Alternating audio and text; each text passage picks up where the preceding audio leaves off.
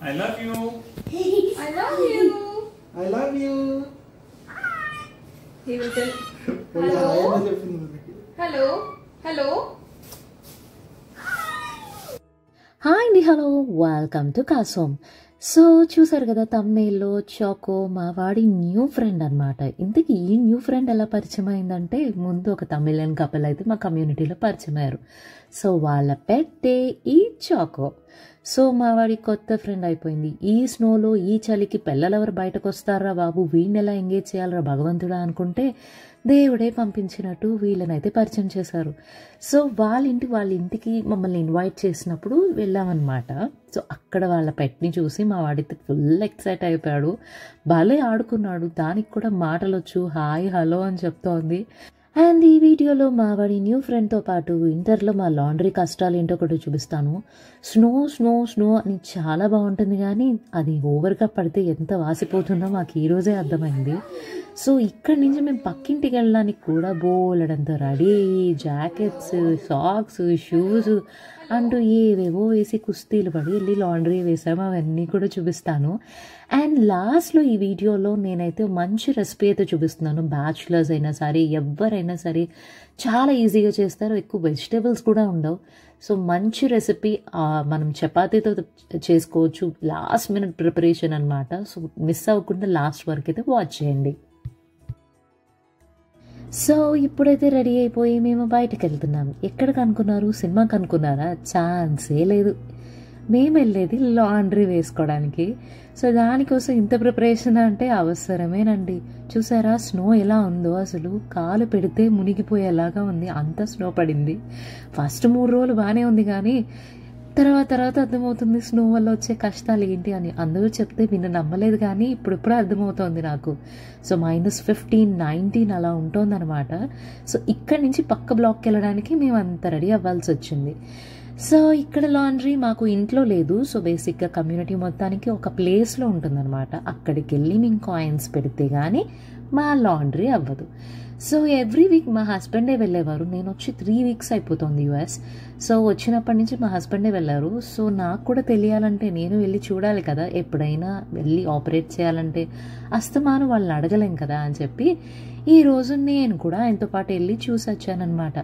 So ఆయన వెళ్ళారంటే నేను వెళ్ళాలంటే మా బుడ్డోడు కదలాలి. మేము మొత్తం అందరూ కదిలేసరికి అమ్మా ఉసురోమంటూ అలా వెళ్ళామన్నమాట. ఇది ఒక్కసారి కాదు, వాషింగ్ ఒకసారి వేసి వచ్చిన తర్వాత మళ్ళీ మేము డ్రయర్కి వెళ్ళాలి.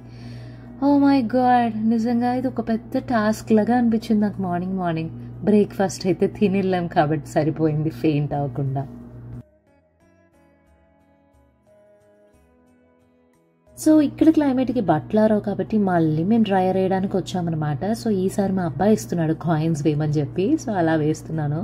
సో 30 minutes వాష్ సైకిల్ అయిపోయిన తర్వాత మళ్ళీ బట్టలు తీసుకెళ్ళి డ్రైయర్లో వేయాలన్నమాట. సో అదే మా హస్బెండ్ నాకు చూపిస్తూ ఉన్నారు. వచ్చి కాయిన్స్ పెట్టాలి, ఇలా ఆపరేట్ చేయాలి, డోర్ క్లోజ్ చేయాలి, స్టార్ట్ బటన్ నొక్కాలి, ఎక్సెట్రా ఇవన్నీ గైడ్ లైన్స్ అన్నీ నాకు ఇస్తున్నారనమాట. సో అదే నేను చూపించుకుంటున్నాను, నేర్చుకుంటున్నాను. అండ్ అలాగా ఇంటికి వచ్చేసాం. చూసారా స్క్విరల్స్ చాలా వస్తాయి అసలు.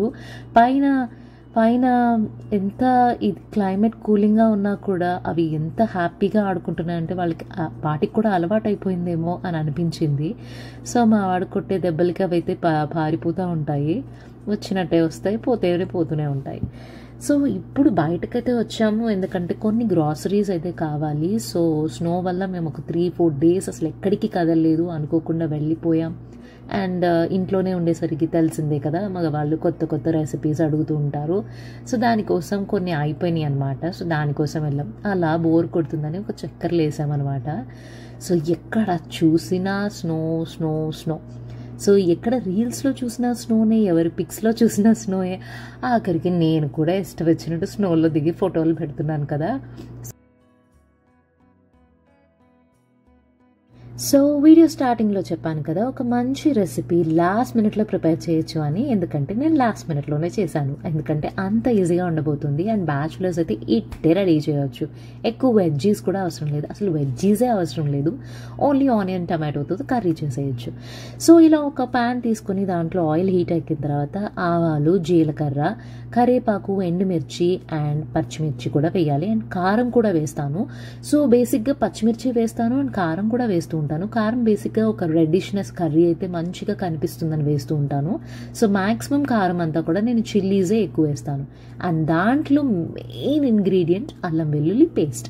సో నేను ఎక్కువ శ్రమ లేకుండా కష్టపడకుండా రెడీమేడ్ గార్లిక్ పేస్టే యూజ్ చేస్తాను. సో మీరు కావాలంటే ఇంట్లో చేసుకోండి, బట్ చేసినప్పుడు ఫైన్ పేస్ట్ అయితే తీసుకురండి. అండ్ ఇలా కారం వేసిన తర్వాత ఎక్కువసేపు అయితే నేను అస్సలు ఉంచను, ఇమీడియట్గా ఆనియన్స్ వేసేస్తాను. సో ఇలా ఆనియన్స్ వేసేసిన తర్వాత మనం సాల్ట్ మనకి తగినంత వేసేసి అది సాటే చేసుకొని అది మగ్గిపోయిన తర్వాత మళ్ళీ టమాటోస్. సో ఈ అంతా మిక్చర్ అంటే లైక్ ఈ కర్రీ అంతా అయిపోయిన తర్వాత ఇది కూలింగ్ హాట్నెస్ అంతా తగ్గిపోయాక రూమ్ టెంపరేచర్ ఉన్న కర్డ్ని తీసుకొచ్చి మిక్స్ చేయాలి. అంతే, మన కర్రీ చాలా ఈజీగా అయిపోతుంది. సో దీన్ని పెరుగు పచ్చడి అనుకుంటారో, కొంతమంది ఏమనుకుంటారో తెలియదు, దీని పేరైతే దహి తికారీ. సో చపాతీలోకైనా, పరాటాస్లోకైనా, తేప్లాస్లోకైనా అన్నిట్లోనూ బాగుంటుంది తెలుసా. నాకైతే చాలా నాళ్ళు అయిపోయింది ఇది నేను చేసి మర్చిపోయాను. సో ఆ రోజు నాకైతే వెజిటేబుల్స్ లేవన్నమాట. సో లాస్ట్ మినిట్లో ఏం చేయాలరా అనుకుంటే ఇది తట్టిందనమాట. సో మీరు కూడా ట్రై చేయండి, టేస్ట్ చేయండి అండ్ మళ్ళీ చేసుకోండి. చూసారా రెసిపీ? సరే ట్రై చేయండి. మరి ఇంకో ఇంట్రెస్టింగ్ వీడియోతో మళ్ళీ కలుస్తాను. Until then bye.